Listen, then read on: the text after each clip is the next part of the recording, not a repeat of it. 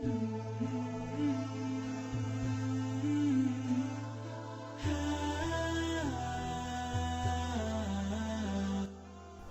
Ar-Rum mengambil namanya dari ayat kedua surah ini. Surah ini mempunyai 60 ayat dan diturunkan di Mekah 6 hingga 7 tahun sebelum penghijrahan Nabi Muhammad SAW ke Madinah. Penentangan orang Quraisy Mekah terhadap umat Islam pada waktu ini berbentuk penderaan dan sekatan sosioekonomi. Ketika inilah juga ramai orang Islam berhijrah ke negara Habsyah yang ketuanya merupakan seorang Kristian. Satu perkara penting untuk menentukan tempoh masa wahyu surah ini ialah pada 4 ayat pertama surah ini, di mana amalan mengenai kekalahan Empayar Rom oleh Empayar Parsi dinyatakan. Allah juga turut berfirman mengenai kemenangan semula Empayar Rom ini.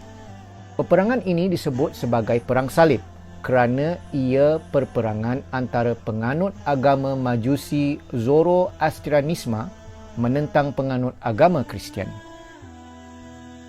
Peperangan ini juga bualan yang besar di Mekah kerana orang Quraisy Mekah yang sehaluan dengan orang Parsi kerana kedua-dua agama mereka berbentuk berhala. Surah Ar-Rum istimewa kerana ia memberikan 3 ramalan yang telah menjadi kenyataan dalam jangka masa 10 hingga 12 tahun dari turunnya surah ini. Pertama, seperti ayat 3, Rom akan kalah tetapi kembali mengalahkan Parsi yang diketuai oleh Empayar Rom Heraklius pada tahun 627 Masihi. Heraklius inilah yang bertanya kepada Abu Sufyan tentang agama Islam di dalam satu hadis yang sangat masyhur. Heraklius ini jugalah yang turut menerima surat daripada Rasulullah SAW sendiri. Kedua, seperti dalam ayat 4, umat Islam akan bergembira pada hari itu. Ini kerana ramalan Al-Quran telah menjadi kenyataan, langsung menjadi keabsahan Islam dan Rasulullah SAW. Ketiga, seperti ayat 5, pada masa yang sama, Rom mengalahkan Parsi, umat Islam mendapat kemenangan Perang Badar pada tahun 623 Masihi. Ramalan-ramalan ini contohnya boleh dibuktikan terus dengan peristiwa sejarah yang jelas tertulis seperti pada tahun 628 Masihi, apabila Empayar Rom telah pergi sendiri ke Baitul Maqdis untuk memasang salib suci di sana, dan pada tahun yang sama Rasulullah SAW pula telah memasuki semula Makkah buat kali pertama.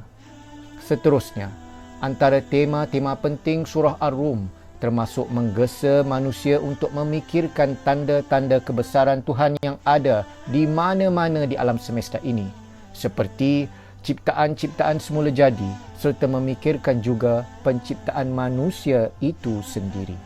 Dari ayat 28 dan seterusnya pula, perbincangan surah ini beralih kepada penegasan dan penyangkalan.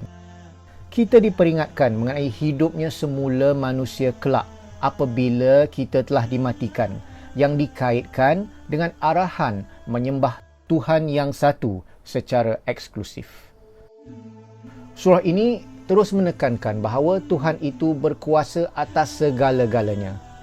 Jika Dia mampu mencipta, Dia juga mampu memusnahkan dan mencipta semula. Allah juga turut berfirman mengenai sifat manusia yang menolak tauhid kerana nafsunya sendiri dan memberitahu tentang hukuman dan ganjaran hari akhirat akibat perbuatan manusia itu sendiri. Marilah kita amati bahawa ramalan yang dibuat dalam ayat-ayat awal surah ini adalah salah satu bukti kukuh bahawa Al-Quran ini firman Allah dan Nabi Muhammad sebagai Rasul Allah yang sebenar.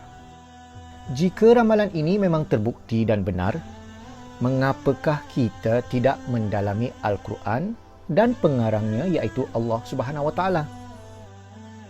Jelas sekali, terlampau banyak tanda-tanda dalam Al-Quran mengenai agama yang hanya ada satu di dunia ini. Cuma kita sahaja tidak mahu mengambil masa memahaminya. kandungan. 1 hingga 10. Ramalan betul Al-Quran mengenai kemenangan dan kekalahan Rom. Janganlah leka dengan dunia ini yang mempunyai masa yang terhad. 11 hingga 19. Allah lah yang memulakan penciptaan, mengulanginya dan menghidupkan semula. Allah juga memberi penghakiman yang terakhir. 20 hingga 27. Penciptaan manusia, langit, bumi, bahasa, warna, tidur, mencari pekerjaan, petir, hujan dan tumbuh-tumbuhan, semuanya dari tanda-tanda kekuasaan Allah. 28 hingga 32. Mereka yang berbuat dosa dan menolak tauhid adalah kerana kehendak nafsu mereka sendiri, sehingga mereka terus sesat dan memecah-mecahkan agama. 33 hingga 37. Manusia meminta Allah apabila susah dan kemudian syirik balik bila senang. 38 hingga 40. Perintah bersedekah dan berzakat kepada golongan tertentu dan larangan riba atau interest rate. 41 hingga 45. Perhatikanlah kerosakan di muka bumi akibat kesalahan manusia sendiri. 46 hingga 53. Persamaan Rasul dan Hujan. Allah mengutus Rasulnya untuk memberi petunjuk kepada manusia. 54 hingga 60. Allah akan membawa keadilan pada akhirat nanti, di mana orang beriman dan orang yang tidak beriman akan melalui pengalaman yang berbeza. وَمِنْ آيَاتِهِ أَنْ خَلَقَ لَكُم مِّنْ أَنفُسِكُمْ أَزْوَاجًا لِتَسْكُنُوا إِلَيْهَا وَجَعَلَ بَيْنَكُم مَّوَدَّةً وَرَحْمَةً إِنَّ فِي ذَلِكَ لَآيَاتٍ لِقَوْمٍ يَتَفَكَّرُونَ